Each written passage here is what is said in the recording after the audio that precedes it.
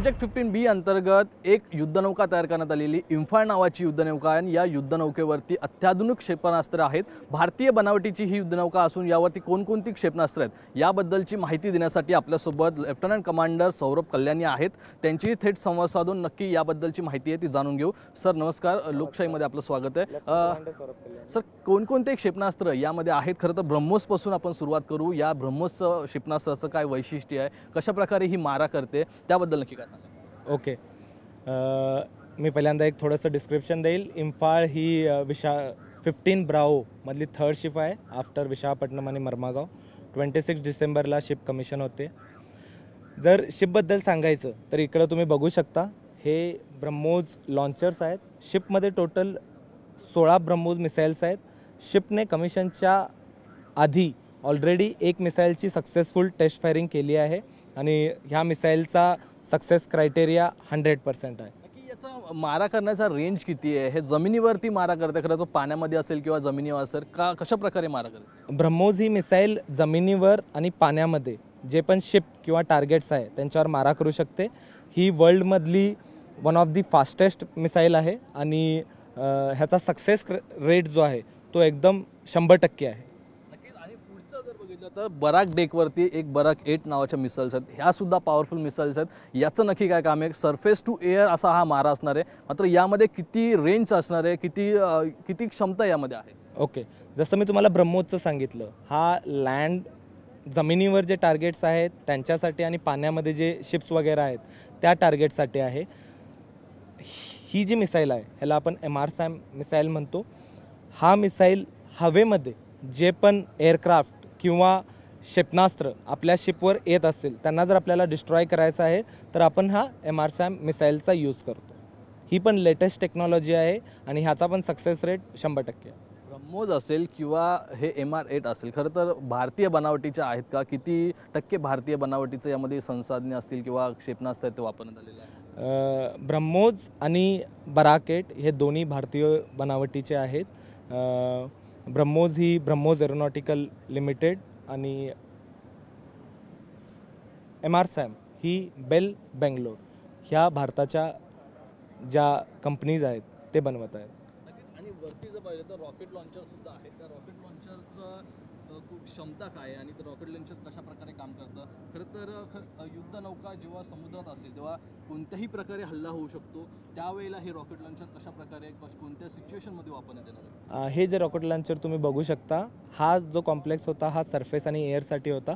हा जो कॉम्प्लेक्स बघताय हा अंडर वॉटरसाठी आहे। हे रॉकेट्स हे अँटी सबमरीन रोलमध्ये आपण वापरतो। सबमरीनवर अटॅक करण्यासाठी हे रॉकेट्स वापरले जातात। पण जे सबमरीनवरती अटॅक करण्यासाठी हे रॉकेट वापरण्यात येणार आहेत, किती किलोमीटरपर्यंत याचा मारा होऊ शकतो? खरं तर आपत्कालीन सिच्युएशनमध्ये, आपत्कालीन स्थितीमध्ये याचा वापर होणार आहे। किती किलोमीटरपर्यंत याचा वापर होईल? किलोमीटरपर्यंत अचूक भेद हे आपल्या शत्रूचा घेईल?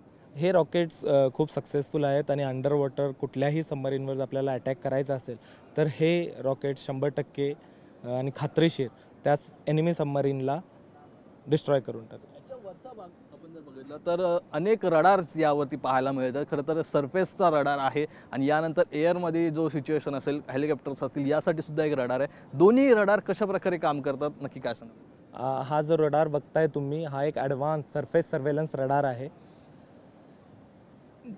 पाण्यावर जी पण एनिमी जहाज आपल्या रेंजेसमध्ये येतील हा रडार त्या सगळ्यांना ट्रॅक करेल आणि आपल्या रडार डिस्प्लेवर दाखवेल। त्या डाटावर आपण ब्रह्मोस मिसाईल त्या टार्गेटवर लॉन्च करेल। याच्यावरती एक रडार आहे, खरं तर ते ॲडव्हान्स लेवलचं रडार आहे, भारतीय बनावटीचं आहे। कशा प्रकारे ते सुद्धा काम करतं? वरचा रडार जे तुम्ही बघताय हा MF स्टार रडार आहे। हवेतून जे पण एअरक्राफ्ट किंवा मिसाईल शिपकडे येतात त्या सगळ्यांना ट्रॅक करून डिस्ट्रॉय करणे हा हे रडारचं काम आहे। हवेत जे पण आपल्या शिपकडं मिसाईल किंवा एअरक्राफ्ट येतात त्या सगळ्यांना हा रडार ट्रॅक करेल। नक्कीच आपण जर बघितलं तर रडार सुद्धा हवेमध्ये ट्रॅक करणार आहे, सरफेसवर ट्रॅक करणार आहे। क्षेपणास्त्र सुद्धा सरफेस, एअर आणि सबमरीनसाठी वेगवेगळी क्षेपणास्त्र आहे। अशी युद्धनौका ही अत्याधुनिक आहे आणि भारतीय बनावटीची आहे। 75% भारतीय बनावटीची ही युद्धनौका आहे आणि ही युद्धनौका जेव्हा नौदलामध्ये आता सामील झालेली आहे, मात्र शत्रूच्या समोर जाईल तेव्हा शत्रूच्या ही काळजात ठोका चुकवेल अशा प्रकारची ही युद्धनौका आहे। व्हिडिओ जर्नलिस्ट राजेश मन्यासह स्वप्नील जाधव, लोकशाही मराठी, मुंबई। प्रोजेक्ट 15B अंतर्गत इम्फाळ नावाची युद्धनौका ही भारतीय नौदलामध्ये सामील झालेली आहे. काळजाचा ठोका चुकवणारी ही नौदलाची एक युद्धनौका आहे. खरं तर नॉर्थ ईस्ट ज्या काही राज्य आहेत, या शहरं आहेत, यांच्यावरून नावं ठेवण्यात आलेली आहेत. यातील ही इम्फाळ नावाची युद्धनौका आहे. याबद्दलच थेट माहिती जाणून घेऊ. आपल्यासोबत लेफ्टनंट कमांडर सौरभ कल्याणी आहेत. सर नमस्कार. खरं तर महत्त्वाची माहिती तुमच्याकडनं हवी. युद्धनौका ही सामील झालेली आहे आणि कशा प्रकारे युद्धनौका आहे. खरं तर ब्रह्मोस आहे, एम्बार्ग 8 आहे आणि रॉकेटसुद्धा आहे आणि रडारसुद्धा भारतीय बनावटीची ही पहिली युद्धनौका आहे. कशा प्रकारे यावरती क्षेपणास्त्र आहेत आणि किती भेदक आहेत? ओके, 15 ब्रावो या क्लासमध्ये इम्फाळ ही थर्ड शिप आहे आफ्टर विशाखापट्टणम आणि मर्मागाव. इम्फाळचं वैशिष्ट्य हे आहे की इम्फाळमध्ये ज्या सगळ्या टेक्नॉलॉजीज आहेत ह्या इंडियन मेड आहे. त्यामुळं इम्फाळ ही एक स्पेशल शिप आपण बोलू शकतो. जर वेपन्सबद्दल सांगायचं झालं तर सगळ्यात पहिल्यांदा आपण जे तुम्हाला मी दाखवलं ब्रह्मोस मिसाईल आहे. ब्रह्मोस मिसाईल हे सरफेसवर जे सीमध्ये किंवा लँडवर जे पण टार्गेट्स आहेत दुश्मनचे, त्या सगळ्यांना आपण डिस्ट्रॉय करू शकतो ब्रह्मोस मिसाईल यूज करून. ब्रह्मोस मिसाईल ही वर्ल्डमधील आत्तापर्यंतची अँटी क्रूज फास्टेस्ट मिसाईल आहे आणि ह्याचा सक्सेस रेट 100% आहे. इम्फाळ ह्या शिपने बिफोर कमिशनिंग ह्या मिसाईलचं टेस्टिंग केलेलं आहे. हे इंडियन नेव्हीमध्ये फर्स्ट टाईम झालेलं आहे आणि सक्सेस रेट 100% आहे. सेकंड जे तुम्हाला मी दाखवलं ते होतं MR-SAM कॉम्प्लेक्स. MR-SAM ही जर हवेतून आपल्या शिपवर एखादा एअरक्राफ्ट किंवा मिसाईल येते तर त्यांना डिस्ट्रॉय करण्यासाठी आपण MR-SAM वापरतो. हे झाले शिपमधले मिसाईल. त्यानंतर आपण येतो, हा झाला सरफेस आणि अँटी एअर कॉम्प्लेक्स. त्यानंतर आहे जे आपण आत्ता मी तुम्हाला दाखवलं IRL हे जे रॉकेट्स आहेत हे आपण सबमरीनसाठी यूज करतो. सबमरीनला जर आपल्याला पाण्याच्या खाली डिस्ट्रॉय करायचं असेल तर त्यासाठी आपण हे रॉकेट यूज करतो. हे रॉकेट पाण्याच्या खाली पाणी भेदून जाते आणि सबमरीनवर अटॅक करते. हे सगळे मिसाईल्सला जर आपल्याला टार्गेट डाटा द्यायचा असेल तर त्यासाठी आपण वापरतो रडार्स. या शिपमध्ये सगळ्यात ॲडव्हान्स रडार आहे surface surveillance radar. Surface surveillance radar जो आहे हा पाण्यावर किंवा सरफेसवर जे पण एनिमीच्या शिप्स असतील त्यांना ट्रॅक करून आपल्या शिपला रडारवर दाखवतो की हे टार्गेट्स आहेत. त्याच्यावरती जो रडार होता तो होता MF स्टार. हा रडार हवेतील जे पण एअरक्राफ्ट्स किंवा मिसाईल जे शिपवर अटॅक करायला येतील त्यांची माहिती आपल्याला रडारवर देतो. थँक्यू. एकूणच माहिती फार महत्त्वाची आहे. कशा प्रकारे सरफेस असेल, सरफेस टू एअर असेल आणि पाण्यामध्ये सुद्धा हल्ला करायचा असेल, शत्रूला नामोहरण करायचं असेल तर कशा प्रकारचे क्षेपणास्त्र या युद्धनौकेवरती आहेत याबद्दलची माहिती आपल्याला लेफ्टनंट कमांडर सौरभ कल्याणी यांनी दिलेली आहे. मात्र या युद्धनौकेला जेव्हा शत्रूसमोर दाखल केलं जाईल, शत्रूसमोर असेल ही युद्धनौका, तेव्हा शत्रूची एक काळजात धडकी भरणारी जी त्यांची छवी असेल ती पाहायला सुद्धा आपण उत्सुक असू.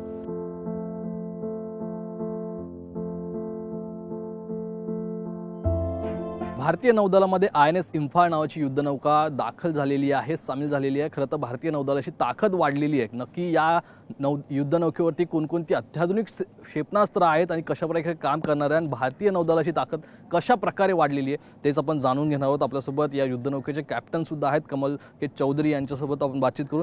सर नमस्कार. लोकशाहीमध्ये आपलं स्वागत आहे. खरं तर युद्धनौका सामील झालेली आहे, कशाप्रकारे नौदलाची ताकद वाढलेली आहे, कोणकोणती क्षेपणास्त्र आणि अत्याधुनिक क्षेपणास्त्र आहेत, भारतीय बनावटीचे आहेत, कशा प्रकारे काम करणार आहेत आणि कशी ताकद वाढलेली आहे? ये जो जहाज है INS इम्फाल, ये हमारे प्रोजेक्ट 15 ब्रावो का तीसरा जहाज है. इससे पहले INS विशाखापट्टनम और मोर्मुगांव कमीशन हो चुके हैं 2021 और 2022 में. ये तीसरा जहाज है इम्फाल और इसके बाद एक चौथा जहाज है सूरत जो कि कमीशन होने वाला है. तो प्रोजेक्ट 15 ब्रावो के जहाज भारत के ही नहीं बल्कि विश्व के सबसे बड़े और सबसे ताकतवर, सबसे आधुनिक जहाज़ों में गिने जाते हैं. इस जहाज़ में वो सारी क्षमताएं हैं जो कि एक मल्टी मिशन डिस्ट्रॉयर के लिए चाहिए, जो कि हमें अपने समुद्री युद्ध प्रणाली में किसी भी चुनौती, किसी भी दुश्मन का हम किस तरह सामना कर सकते हैं उसके लिए जो भी चाहिए वो इस जहाज़ में है. अगर समुद्री युद्ध प्रणाली का हम विभिन्न भागों में भाग करें तो एक है एंटी सरफेस यानी कि दुश्मन के जहाज़ों के खिलाफ या दुश्मन के जो लैंड टारगेट्स हैं उनके खिलाफ लड़ाई करने के लिए, तो उसके लिए हमारे पास ब्रह्मोस क्षेपणास्त्र हैं. दुश्मन की हवाई हमलों से बचने के लिए या फिर उनके ऊपर हमला करने के लिए हमारे पास सरफेस टू एयर मिसाइल्स हैं, जिन्हें medium range surface to air missile कहा जाता है। दुश्मन की पनडुब्बियों के विरुद्ध हमारे पास टॉर्पिडोज़ हैं, रॉकेट्स हैं, anti submarine torpedoes and rockets. Electronic warfare के लिए हमारे पास इलेक्ट्रॉनिक वॉरफेयर इक्विपमेंट है जो भी जैम कर सकते हैं, हम डिकॉयज फायर कर सकते हैं। सो ये सारी जो क्षमताएं हैं ये बहुत ही मॉडर्न है, सबसे लेटेस्ट है नेवी में। एंड मैं ये मानता हूँ कि ये हमारे देश के समुद्री हितों की रक्षा करने के लिए हमें सक्षम करेंगे। शत्रूच्या काळात धडकी भरवणारी अशी ही युद्धनौका आहे। किती क्षमता याची आहे, किती कमांडर असतील, किती ऑफिसर्स असतील, किती जवान असतील या शिपवरती एकूण, आणि महिलासुद्धा यामध्ये असणार। महिला ऑफिसर्ससाठी पहिल्यांदाच या युद्धनौकेवरती एक वेगळी जागासुद्धा करण्यात आलेली आहे, त्याबद्दल नक्की काय सांगाल? हमारे जहाज़ में 30 ऑफिसर और करीब 300 से 330 सेलर्स हमारी कॉम्प्लीमेंट है। और आपने जैसे अभी फरमाया कि विमेन ऑफिसर्स एंड सेलर्स के लिए अकोमोडेशन है। नेवी में विमेन ऑफिसर्स पहले से ही इंडक्ट हो रही हैं और ये अभी रिसेंटली अग्निवीर स्कीम के तहत विमेन सेलर्स भी काफ़ी संख्या में हमारी नेवी में अभी आ चुकी हैं और आती रहेंगी, इनकी संख्या बढ़ती रहेगी। तो इसके मद्देनज़र इस जहाज़ में विमेन ऑफिसर्स और विमेन सेलर्स के लिए डेडिकेटेड अकोमोडेशन प्रोवाइड किया गया है, डेडिकेटेड अकोमोडेशन, डेडिकेटेड वॉशरूम्स, ताकि हम विमेन ऑफिसर्स एंड सेलर्स बड़ी संख्या में इन्हें ऐसे मॉडर्न वॉरशिप्स पे, ऐसे एडवांस्ड वॉरशिप्स पे हम उन्हें डिप्लॉय कर सकें और वो भी सहूलियत से हमारे इस जहाज़ पे अपना सेवा कर सकें। कॅप्टन आहात तुम्ही या शिपचे, खरं तर सदैव तत्पर हे तुमचं ब्रीद वाक्य या ठिकाणी आहे। सदैव तत्पर याबद्दल तुम्ही काय नक्की सांगाल, आणि जे तुमच्या या शिपबद्दलची माहिती काय सांगाल? खरं तर हे नॉर्थ ईस्टच्या एका कंट्रीवरती हे नाव ठेवण्यात आलेलं आहे, एका राज्यावरती नाव ठेवण्यात आलेलं आहे, त्यामागचा नक्की इतिहास काय आहे? अशी तिसरी युद्धनौका आहे, चौथीसुद्धा येणार आहे, त्याबद्दल आपने कहा इसके नाम के बारे में, जहाज़ के नाम के बारे में।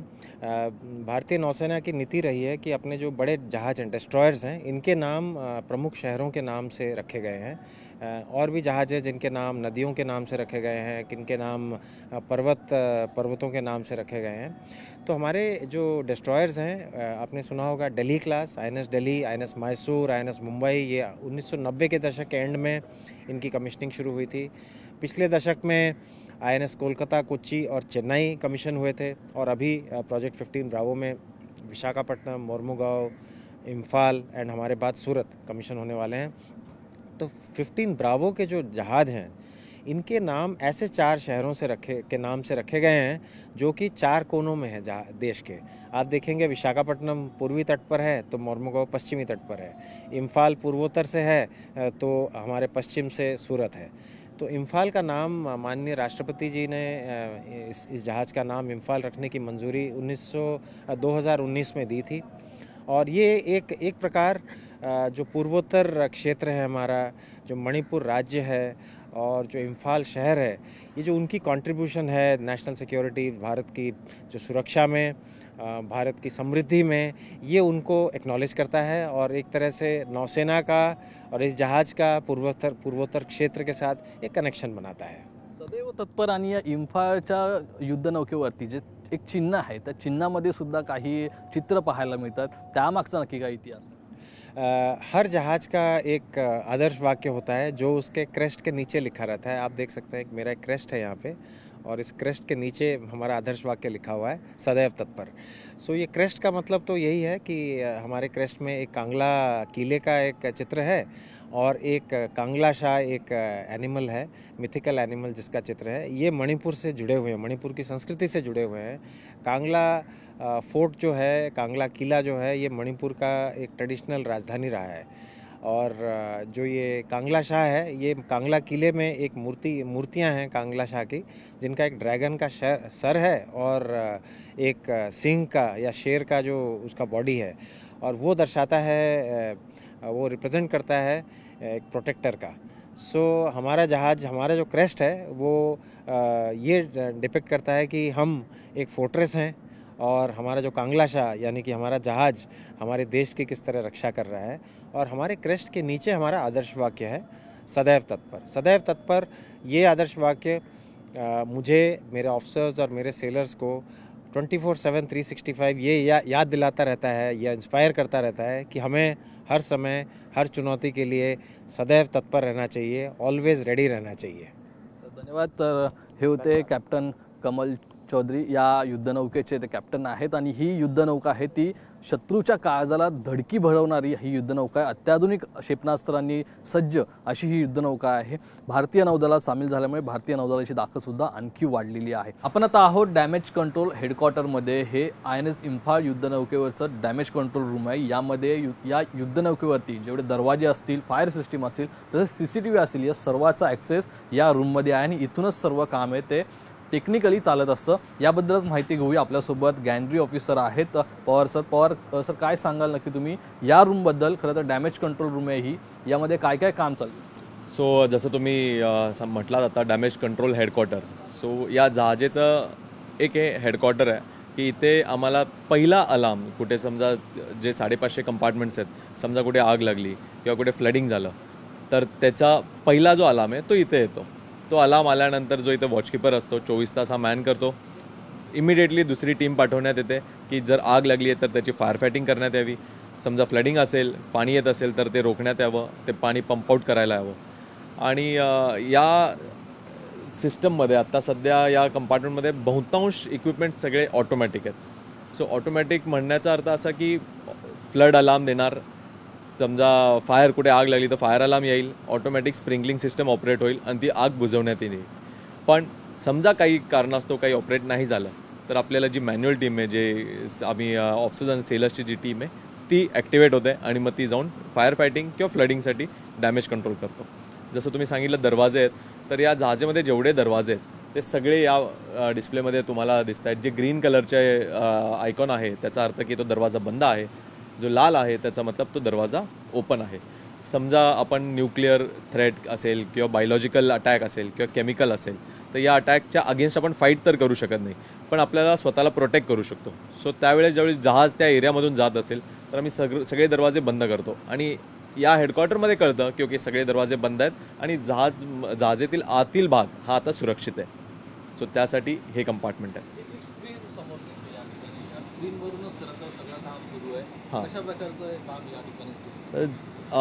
या स्क्रीनमध्ये आपण बघू शकतो की सध्या जो पॅनल आहे याच्यात वेगवेगळे ऑप्शन्स आहेत. तुम्ही डोअर्स अँड हॅचेस सिलेक्ट केलं किंवा फ्लड AFDS सिलेक्ट केलं तर flood detection system, fire detection system एक ओपन कर. तर आता एक कंपार्टमेंटचा एक लेआउट आलेला आहे. समजा इथे कुठे आग लागली असेल तर त्याच्यावर सिलेक्ट केल्यानंतर त्याला कळतं की कंपार्टमेंट कुठल्या कंपार्टमेंटमध्ये आग लागली आहे, शेजारचे कंपार्टमेंट कुठले आहेत, बरं आग लागलेल्या कंपार्टमेंटमध्ये फायर फायटिंग अरेंजमेंट आहे का, नाही आहे, मग इथून मग मॅन्युअली कोण जाईल, किती लोक जातील. तर हे सगळं कंट्रोल म्हणजे ॲक्शन सुरू करण्याच्या आधी जे काही प्लॅनिंग आहे ते इथून आम्ही करतो. आपण पाहिलं तर हे डॅमेज कंट्रोल हेडक्वार्टर आहे. जर शिपमध्ये आग लागली असेल किंवा दरवाजे बंद नाही झाले असतील, सर्वच गोष्टीचं या ठिकाणी माहिती या स्क्रीनच्या द्वारे मिळते. खरं तर अलार्म नाही या ठिकाणी, अलार्मच्या माध्यमातून मिळते आणि या ठिकाणाहून ती मदत त्या ठिकाणी पुरवली जाते.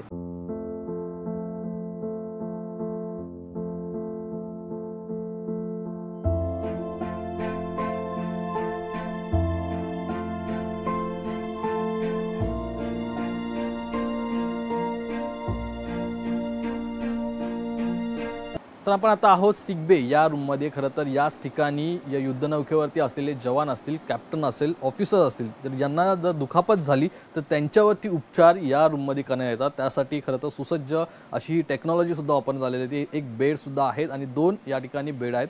यामध्ये नक्की काय कशा प्रकारे उपचार होतात आणि कोणकोणत्या गोष्टी या खरं तर रूममध्ये, खरं तर एक वैद्यकीय रूम हा म्हटला जाईल. या वैद्यकीय रूमचे डॉक्टरसुद्धा आपल्यासोबत आहेत, चैतन्य झा. त्यांच्याशी आपण संवाद साधू. सर, या रूममध्ये उपचार होतो, खरं तर आपत्कालीन परिस्थितीमध्ये उपचार होणार आहे. नक्की कोणकोणत्या सुविधा या ठिकाणी पुरवल्या जाणार, कशाचे उपचार या ठिकाणी होणार? जैसे आप आ चुके हैं, ये हमारा शिप का सिगबे है. हमारे पास 2 बेड है यहाँ पर, जिससे हम पेशेंट को डिटेन कर सकते हैं, जिसके ऑब्जर्वेशन भी बोलते हैं. हमारे पास एक एडवांस्ड ऑपरेशन थिएटर टेबल है, जिसमें हम ऑन बोर्ड एट सी हम सर्जरी कर सकते हैं. शिप पे भी हमारे पास ऑपरेशन करने के लिए सारे सुविधा हैं. OT लाइट, हमारे पास सारे मेडिकल इक्विपमेंट हैं जो क्रिटिकल मेडिकल इक्विपमेंट बोलते हैं, just like defibrillator, oxygen concentrator, oxygen cylinder, हम सारा लेके हमारे साथ एट सी लेके चलते हैं एट ऑल टाइम्स. बघितलं या वैद्यकीय रूममध्ये सर्व प्रकारच्या सुविधा आहेत ज्या एका हॉस्पिटल्समध्ये असतात. खरं तर हे ऑपरेशन टेबल आणि या ऑपरेशन टेबलवरच्या जे लाईट्स आहेत त्यासुद्धा आहेत. याच प्रकारे ऑक्सिजनसुद्धा या ठिकाणी आहे. खरं तर आपत्कालीन परिस्थितीमध्ये जी व्यवस्था या रुग्णांना पुरवण्यात येईल ती सर्व व्यवस्था या ठिकाणी आहे आणि या संदर्भाची मदतसुद्धा तात्काळ ते दुसरीकडून घेऊ शकतात. अशा प्रकारची या ठिकाणी उपस्थित असलेले सर्व साहित्य आहेत त्याद्वारे माहिती मिळत आहे.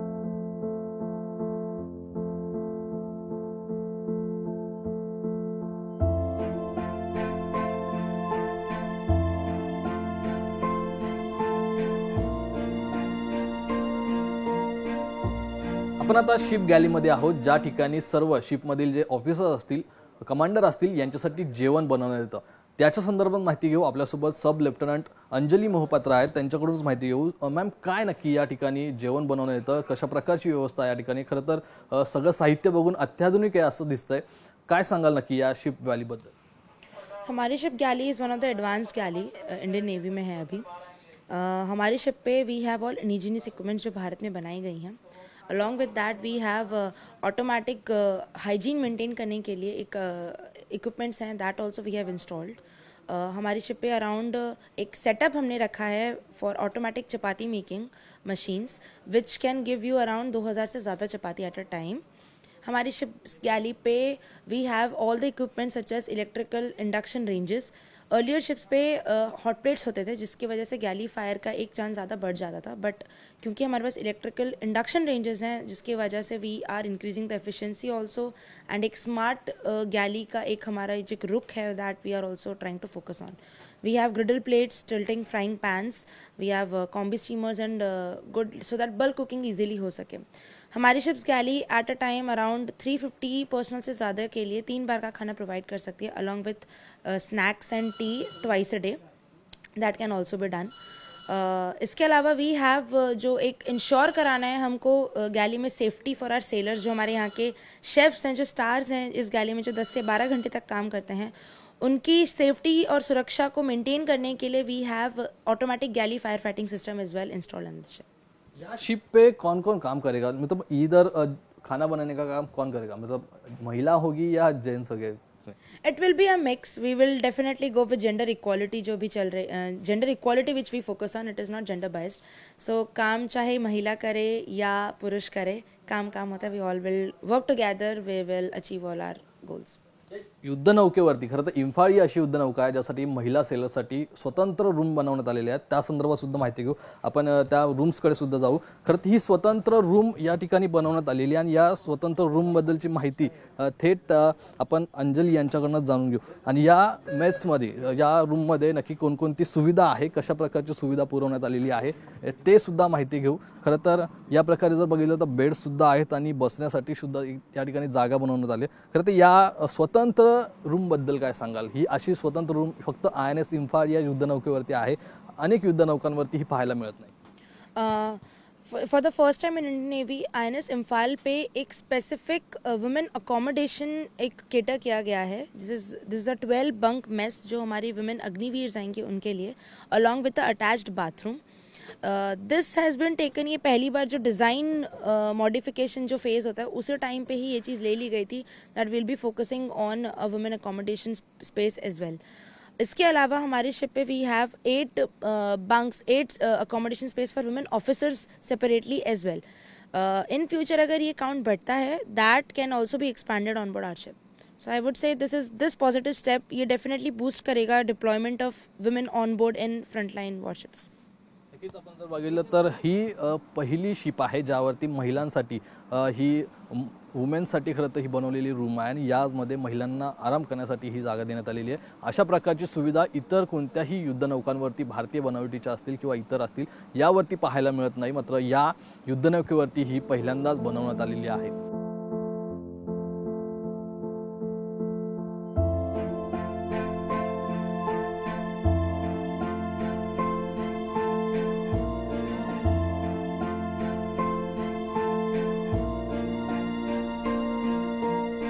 इम्फाळ युद्धनौकाच्या महत्त्वाच्या भागात आपण आहोत। ही खरं तर शिप कंट्रोल सेंटर रूम आहे। या ठिकाणाहूनच इम्फाळ युद्धनौकेला सर्व सूचना देण्यात येतात, ज्याप्रमाणे मशीन्स असतील किंवा ही युद्धनौका पुढे कशी जाते या सर्व गोष्टीची माहिती आपण या कंट्रोल रूममधूनच घेऊ। आपण या रूममध्ये जर बघितलं तर सिनियर इंजिनियर आहेत आणि अनेक कामं करतात या ठिकाणी, ते सर्व इंजिनियर्स आहेत। खरं तर ही युद्धनौका ज्या ठिकाणाहून ऑपरेट होतं तेच हे ठिकाण आहे, कंट्रोल रूम आहे खरं तर या ठिकाणचं।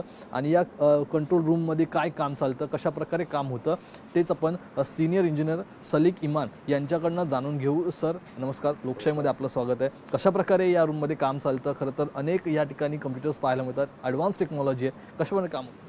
ये मशीनरी कंट्रोल रूम है, शिप का दिल है। यहाँ से शिप में जो भी प्रोपल्शन के लिए, पावर जनरेशन के लिए और ऑक्सिलरी जितने भी मशीनरी लगी हैं, सारा का सारा कंट्रोल एंड मॉनिटरिंग इसी कंपार्टमेंट से होता है। ये IPMS कंट्रोल सिस्टम बोलते हैं हम, इंटीग्रेटेड प्लेटफॉर्म मैनेजमेंट सिस्टम, जो इंडिजिनियसली LNT के द्वारा बनाया गया है। आत्मनिर्भर भारत को ये जो इनिशिएटिव थी वो उसमें बहुत बड़ा बूस्ट है। हम एक जगह से सारे के सारे मशीनरीज का कंट्रोल मॉनिटरिंग कर सकते हैं। जो 40 डेक के नीचे में आप बोलेंगे, अभी आप 20 डेक पे खड़े हुए हैं, इसके नीचे 3rd डेक, 4th डेक, उसके नीचे जितनी मशीनरीज लगी हैं सारे के सारे हम यहाँ से ऑपरेट एंड मॉनिटर कर सकते हैं। शिप में 4 गैस टर्बाइंस हैं 64,000 हॉर्स पावर का, वो हम कंट्रोल यहाँ से करते हैं। जब हम एट सी निकलते हैं, जो हमारी शिप की स्पीड है उसको अचीव करने के लिए यहाँ पे 2 वॉचकीपर्स बैठते हैं, दे कंट्रोल एवरीथिंग यहाँ से। ठीक है, जो ब्रिज हमें आइज़ है शिप की, वो जो भी ऑर्डर देती है, जितना भी स्पीड चाहिए, जो रिक्वायरमेंट है, वो यहाँ से फुलफिल करने में सक्षम रहते हैं। जब दोनों प्रोपेलर्स, शिप के 2 प्रोपेलर्स मैक्सिमम 270 RPM पे घूमेंगे तो इतना ज़्यादा थ्रस्ट मिल जाता है शिप को कि ऑलमोस्ट 30 नॉट्स के बियॉन्ड हम शिप की स्पीड अचीव कर सकते हैं। तो दुश्मन कितना भी दूर रहेगा, हम बहुत जल्दी उसके पास पहुंचने में सक्षम हैं। फिर पावर जनरेशन पे जाएँ तो हम शिप में 5 पावर जनरेशन मशीनरीज लगे हुए हैं, 4 गैस टर्बाइन जनरेटर्स है, 1 DA है। पूरा का पूरा पावर जनरेशन हम खुद से करते हैं, हमें बाहर से कोई पावर रिक्वायरमेंट की ज़रूरत नहीं है। फिर हमारा CCTV कंट्रोल है, जितने भी मशीनरीज आप देख रहे हैं शिप में पूरे लगे हुए, सारा का सारा हम यहाँ से मॉनिटर कर सकते हैं। तो उस कंपार्टमेंट्स में कुछ भी अनवांटेड चीज़ हो रही है, कोई अनऑथराइज पर्सन इंटर किया है, या फिर जो भी अगर मेंटेनेंस रूटीन हो रही है, तो हम यहाँ से उसको मॉनिटर कर सकते हैं, which is a good thing, because फिर हमको फिजिकली बंदे को भेजने की ज़रूरत नहीं पड़ती। लार्ज स्क्रीन डिस्प्ले, ये अगेन मल्टी फंक्शन कंसोल है, हम कोई भी पैरामीटर्स जो भी हमें चाहिए हम यहाँ से कंट्रोल एंड मॉनिटरिंग करने में सक्षम रहते हैं। शिप के बारे में बात करें तो ये सिर्फ एक शिप नहीं है, ये एक फ्लोटिंग स्मार्ट सिटी है। खुद से 120 ton drinking water per day बनाने में सक्षम है। इसका एयर कंडीशनिंग प्लांट आप देख रहे हैं, बाहर का टेम्परेचर कैसा भी रहे, हमेशा यहाँ पे विंटर सीजन बना रहता है। जो चिलिंग आपको यहाँ पे फील हो रही है वो हमेशा रहती है। मार्पोल कंप्लाइंट शिप है, that is also good thing, because हम बाहर में जो हमारी मरीन इन्वायरमेंट है उसको हम पॉल्यूट नहीं करते हैं। हमारे इंसिनेटर, बेल्च पंप, OWS जो है वो सारा का सारा जो भी कचरा रहता है, डर्टी फ्यूल्स है, उसको सब कुछ हम अच्छे तरीके से रखते हुए स्टोर एंड अप करते हैं। पाण्याची गोष्ट तुम्ही केली, पाणी हे शिपमध्ये डिस्टिलाइज केलं जातं असं म्हटलं जातं की एका दिवशी किती केलं जातं हे? जैसे हमारे घर में RO प्लांट हम बोलते हैं, RO is reverse osmosis process, but हम वो फ्रेश वाटर को ही हम थोड़ा प्यूरिफाई करते हैं, उसमें जो हम इम्प्योरिटीज़ उसको करते हैं। जो हमारे शिप में इंडस्ट्रियल RO प्लांट लगा हुआ है वो सी वाटर को रिवर्स ऑस्मोसिस प्रोसेस के थ्रू फ्रेश वाटर में कन्वर्ट करता है। WHO स्टैंडर्ड के हिसाब से जितने PPM रिक्वायरमेंट है हम उसको फुलफिल करने में सक्षम है। एंड जो हमारी खुद की कंजम्पशन है उससे बहुत ज़्यादा कैपेसिटी का ये RO प्लांट्स है। सो हमको एक बार शिप को मिशन के लिए भेज दिया गया तो हमें कुछ भी रिक्वायरमेंट नहीं है। एट सी हम खुद पानी प्रोड्यूस कर रहे हैं, पावर जनरेट कर रहे हैं, फ्यूल हम एट सी टैंकर से ले सकते हैं। Mission ready, invincible Imphal is always ready for any mission till the time mission is complete. अगर इंजन में कोई बिगाड़ आ जाता है तो आप उस टाइम क्या करते हो? उस टाइम मदद लेते हो, क्या करते हो? करेक्ट, आप जो हमारे क्रू मेंबर्स को देख रहे हैं, those are technical expert of these things. उनको OEMs के थ्रू ट्रेनिंग दी गई है और उसके बाद हमारे पास सारे टेक्निकल मैनुअल्स हैं, OEM के दी हुई ड्राइंग्स हैं। उसके साथ साथ हम ऑनबोर्ड स्पेयर्स भी कैरी करते हैं। तो जब कोई डिफेक्ट आता है तो हम उसको एट सी ही इन सारे एक्सपर्टीज़ को यूज़ करते हुए हम रेक्टिफाई करते हैं, एंड जो इक्विपमेंट नॉन ऑप्स हो जाता है उसको फिर से ऑपरेशनलाइज करके हम मिशन कंटिन्यू करते हैं। हमें वापस आने की कोई ज़रूरत नहीं है, हम एट सी सब कुछ कर सकते हैं। इंजिनमध्ये जर डिफेक्ट आला तर तुम्हाला त्याची माहिती कशी मिळते? या ठिकाणी अलार्म सिस्टम आहे त्याच्यासाठी? कोणत्या प्रकारची त्याच्यासाठी एक तुम्ही वेगळं एनर्जी लावली आहे? कोणत्या प्रकारची काय लावली? जी, ये जो सिस्टम IPMS कंट्रोल सिस्टम आपको मैं एक्सप्लेन कर रहा था, इसमें कोई भी अगर पैरामीटर्स सही चल रहा है तो उसका एक अलग इंडिकेशन है। कोई पैरामीटर्स अगर अलार्मिंग जोन में आ गया है जहाँ पे हमें इमीडिएट एक्शन लेने की ज़रूरत है तो वो एक अलग से इंडिकेशन पॉपअप हो जाता है, जिसको देख करके हमें वॉचकीपर्स को पता चल जाता है कि यहाँ पे कुछ डिफेक्ट आने वाला है। तो as a predictive defect rectification हम उसको इक्विपमेंट को या तो कम डाउन इन RPM कर देते हैं या फिर उसको बंद करके उस पर पहले ही हम एक्शन ले लेते हैं। अगर कुछ मटेरियल फेलियर की वजह से कोई डिफेक्ट आ जाता है तो उसका भी इंडिकेशन हमें आता है कि हाँ ऐसा एक इशू आ गया है जिसकी वजह से इक्विपमेंट बंद हो गया है, तो उस पर फिर हम सब्सिक्वेंटली जो भी एक्शन लेना रहता है हम उसको रेक्टिफाई करते हैं। धन्यवाद. तर आपण हे बघितलं इम्फाळ शिपचं हे खरं तर हृदय आहे, कारण याच ठिकाणाहून इम्फाळ शिपचे जे काम आहे ते सुरू आहे. कंट्रोल रूम आहे ही, आणि याच ठिकाणाहून शिप पुढे मागे आणि कशा प्रकारचे त्याच्या प्रकारे जर दुरुस्ती असेल ती सुद्धा शिपमध्येच केली जाते. सर्व प्रकारची यंत्रणा ही सध्या शिपवरतीच आहे आणि ही अत्याधुनिक शिप आहे. सर्व शिपपैकी ही जी युद्धनौका आहे ती अत्याधुनिक आहे.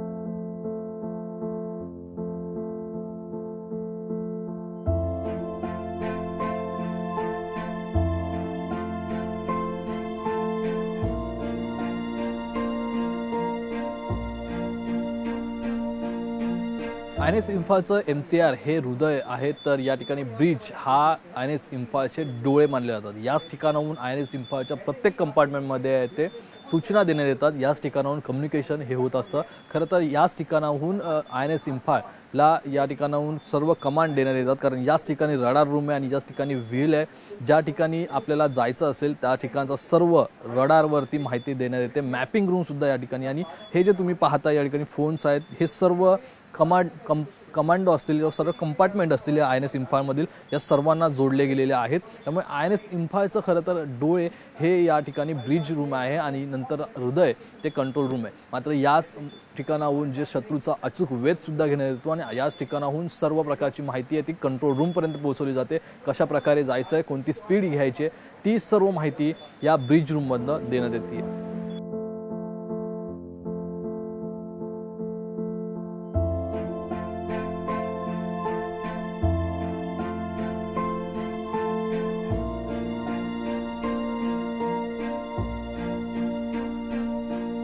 INS इम्फाळचा सर्वात महत्त्वाचा भाग म्हणजे हा ब्रिज आहे. जसं MCR हे INS इम्फाळचं हृदय आहे, तर हे डोळे आहेत. याच ठिकाणाहून INS इम्फाळला कमांड आहे. ते नेव्हिगेशन रूम असेल, कंट्रोल रूम असेल, यांच्या रडारबद्दल काय सांगाल तुम्ही? या ठिकाणी रडार सुद्धा आहे, नेटवर्क रडार. कोणतीही गोष्ट शत्रूची जहाज जर आपल्यासोबत असेल तर रडारवर तुम्हाला माहिती मिळते, त्याबद्दल.